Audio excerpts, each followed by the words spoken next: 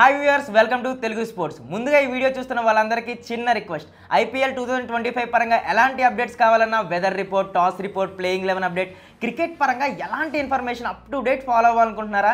అయితే ఈ వీడియో డిస్క్రిప్షన్లో మా తెలుగు స్పోర్ట్స్ టెలిగ్రామ్ ఛానల్ లింక్ని నేను ప్లేస్ చేస్తాను. మీలో ఎవరైనా మా తెలుగు స్పోర్ట్స్ టెలిగ్రామ్ ఛానల్లో జాయిన్ అవ్వని వాళ్ళు ఉంటే వెంటనే వెళ్ళి జాయిన్ అయిపోండి. అన్ని అప్డేట్స్ అందుబాటులో ఉంటాయి మీకు అక్కడ. Welcome to match number 21, Kolkata night riders versus Lucknow super Giants. IPL 2025 చాలా ఇంట్రెస్టింగ్గా జరుగుతుంది కదా. లీగ్ స్టార్ట్ అవ్వడానికి ముందు ఎక్స్పర్ట్స్ ప్రిడిక్ట్ చేసిన దానికి కంప్లీట్గా ఆపోజిట్గా ఐపీఎల్ ముందుకు వెళ్తుంది. ఎంఐ, సిఎస్కే, ఎస్ఆర్హెచ్ ఈ టీమ్స్ అన్నీ స్ట్రగుల్ అవుతున్నాయి అండ్ టేబుల్కు బాటంలో ఉన్నాయి. ఎక్స్పర్ట్స్ చాలామంది ఈ టీమ్స్ని ప్లే ఆఫ్స్లో ప్రిడిక్షన్లో వేశారు. ఇక Delhi Capitals, Gujarat Titans, Punjab Kings అందరి ఎక్స్పెక్టేషన్స్ దాటుకుని టేబుల్ టాప్లో కంటిన్యూ అవుతున్నాయి. ఏమో ఏం చెప్పగలం, ఇంకా టోర్నమెంట్ చాలా ఎర్లీ స్టేజ్లోనే ఉంది కదా, ఏమైనా జరగచ్చు. సరే, ఈ విషయాలని పక్కన పెట్టి KKR versus LSG match prediction సంగతి ఒక్కసారి చూద్దాం. ఎప్పట్లాగే ఈ మ్యాచ్కి సంబంధించి toss factor, ground conditions, head to head record, playing 11 prediction ఇవన్నీ ఒక్కసారి అయితే మనం చూసేద్దాం. ఈ 21st మ్యాచ్ వచ్చేసి కోల్కతా ఈడెన్ గార్డెన్స్లో జరుగుతుంది. జనరల్గా ఈడెన్ గార్డెన్స్ పిచ్ ఒక డ్రై సర్ఫేస్. ఈ పిచ్ బేసికల్గా స్పిన్నర్స్కు ఫేవర్ చేస్తుంది అండ్ మ్యాచ్ జరిగే కొద్దీ స్లో డౌన్ అవుతుంది. అయితే ఇక్కడ మనం కన్సిడర్ చేయాల్సిన ఫ్యాక్టర్ డ్యూ. ఒకవేళ డ్యూ ఉంటే కనుక బ్యాటింగ్ సెకండ్కు ఫేవర్గా చేస్తుంది. Last time KKR and SRH ఆడినప్పుడు డ్యూ అనేది పెద్దగా రాలేదు కాబట్టి అది కేకేఆర్కు కలిసి వచ్చింది. మరి కేకేఆర్ వర్సెస్ ఎల్ఎస్జీ మ్యాచ్లో డ్యూ ఏమైనా ఉంటుందా అన్నది చూడాలి. ఇక ఈడెన్ గార్డెన్స్ విషయానికి వస్తే ఇప్పటి వరకు ఈ గ్రౌండ్లో 95 మ్యాచెస్ జరిగాయి అండ్ ఇక్కడ ఫస్ట్ బ్యాటింగ్ చేసిన టీం 39 మ్యాచెస్ విన్ అయింది అండ్ సెకండ్ బ్యాటింగ్ చేసిన టీం 56 మ్యాచెస్ విన్ అయింది, అంటే ఆల్మోస్ట్ 59%.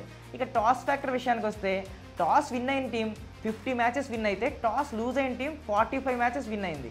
ఇక్కడ ఒక విషయం అయితే క్లియర్, కేకేఆర్ పిచ్ చేజింగ్కు ఇప్పటివరకు ఫేవర్గా చేసింది, కాకపోతే అండర్లైన్ చేసుకోవాల్సింది డ్యూ ఫ్యాక్టర్ ఉంటేనే. ఇక ఈ గ్రౌండ్లో హైయెస్ట్ స్కోర్ వచ్చేసి 262 రన్స్ అండ్ లోయెస్ట్ స్కోర్ వచ్చేసి 49 రన్స్. ఇప్పుడు ఒక్కసారి LSG versus KKR head to head record ఒకసారి చూసేద్దామా. కేకేఆర్ అండ్ ఎల్ఎస్జీ రెండింటి మధ్య నెక్ టు నెక్ కాంపిటీషన్ ఉంది. ఇప్పటి వరకు ఈ రెండు టీమ్స్ మధ్య 5 మ్యాచెస్ జరిగితే అందులో కేకేఆర్ 2 మ్యాచెస్లో విన్ అయింది అండ్ ఎల్ఎస్జీ 3 మ్యాచెస్లో విన్ అయింది. ఇక ఎల్ఎస్జీ మీద కేకేఆర్ హైయెస్ట్ స్కోర్ వచ్చేసి 235 రన్స్గా ఉంది అండ్ లోయెస్ట్ స్కోర్ వచ్చేసి 101 రన్స్గా ఉంది. అలాగే కేకేఆర్ మీద ఎల్ఎస్జీ హైయెస్ట్ స్కోర్ ఎంతో తెలుసా, 210 రన్స్ అండ్ లోయెస్ట్ స్కోర్ వచ్చేసి 137 రన్స్. ఐపీఎల్ 2024లో ఎల్ఎస్జీ అండ్ కేకేఆర్ రెండింటి మధ్య 2 మ్యాచెస్ జరగగా ఈ రెండిట్లో కేకేఆర్ గెలిచింది. Pitch condition, toss factor, head to head records చూస్తాం కదా ఎలా ఉన్నాయి వాటి సంగతి. అయితే ఇప్పుడు రెండు టీమ్స్కు సంబంధించి ప్లేయింగ్ 11 ఎలా ఉండబోతుందో చూద్దాం. కేకేఆర్ ఇప్పటివరకు లాస్ విన్ అలా వెళ్తుంది. మరి ఈ ట్రెండ్ కంటిన్యూ అవుతుందా? ఎల్ఎస్జీ ఫ్యాన్స్ ఎక్స్పెక్ట్ చేస్తున్నారు. ఎస్ఆర్హెచ్ మీద బిగ్గెస్ట్ విన్ సాధించడంతో కేకేఆర్ రన్ రేట్ కూడా బాగానే ఇంప్రూవ్ అయింది. ప్రస్తుతానికి చూస్తే కేకేఆర్ టీంలో పెద్దగా ప్రాబ్లమ్స్ లేవని చెప్పాలి. అంటే పిన్ పాయింట్ చేసి చెప్పే అంత పెద్ద ప్రాబ్లమ్స్ అయితే లేవని నాకు అనిపిస్తుంది. వెంకీ అయ్యర్ కూడా ఫామ్లోకి రావడం వాళ్ళకు మేజర్ ప్లస్ అవుతుంది. ఇప్పుడు ఒకసారి వాళ్ళ ప్లేయింగ్ 11 ఎలా ఉండబోతుందనే చూద్దాం. De Kock, Sunil Narine, Ajinkya Rahane, Venkatesh Iyer, Rinku Singh, Raghuvanshi, Moeen Ali, Ramandeep Singh, Andre Russell, Harshit Rana, Varun Chakravarthy. Impact బౌలర్గా వైభవ్ అరోరా వస్తాడు. ఇది కేకేఆర్ ఫస్ట్ బ్యాటింగ్ చేస్తే ఈ ప్లేయింగ్ 11 ఉంటుంది. అదే కేకేఆర్ ఫస్ట్ బౌలింగ్ చేయాల్సి వస్తే వైభవ్ అరోరా ప్లేయింగ్ 11లో ఉంటాడు అండ్ రఘువంశీ ఇంపాక్ట్ బ్యాటర్గా వస్తాడు. కేకేఆర్ బ్యాటింగ్ డెప్త్ ఇంప్రెసివ్గా ఉంది. 9th ప్లేస్ వరకు వాళ్ళకి బ్యాటింగ్ డెప్త్ ఉంది. ఇప్పుడు ఎల్ఎస్జీ ప్లేయింగ్ 11 ఎలా ఉంటుంది అనేది ఒకసారి చూద్దాం. ఎల్ఎస్జీ కూడా కేకేఆర్ టైప్లోనే ఒక లాస్ ఒక విన్తో అలా వెళ్తుంది. ఆడిన 4 మ్యాచెస్లో 2 విన్స్ 2 లాసెస్ వచ్చాయి కేకేఆర్కు. మరి అదే ట్రెండ్ కంటిన్యూ అయితే లక్నోకి ఇబ్బందే. లక్నో సూపర్ జైంట్స్ ప్లేయింగ్ 11 విషయం చూస్తే ఈ టీంలో కూడా బ్యాలెన్స్డ్గానే కనిపిస్తుంది. Markram, Mitchell Marsh, Nicholas Pooran, Rishabh Pant, Ayush Badoni, David Miller, Abdul Samad, Shardul Thakur, Digvesh Rathi, Akash Deep, Avesh Khan. Impact బౌలర్గా రవి బిష్నాయ్ వస్తాడు.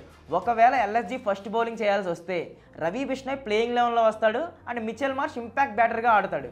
చూస్తుంటే ఎల్ఎస్జీ కంటే కేకేఆర్ స్ట్రాంగ్గా అనిపిస్తుంది కదా. బ్యాటింగ్ అండ్ బౌలింగ్లో కొంచెం డీసెంట్గా ఉంది. మెయిన్గా ఎల్ఎస్జీకు కెప్టెన్ రిషబ్ పంత్. ఫామ్ ఇబ్బందిగా తయారవుతుంది అందరికీ, కాకపోతే మిగతా బ్యాట్స్మెన్ బాగానే ఆడడంతో వాళ్ళకు కొంచెం కలిసి వస్తుంది.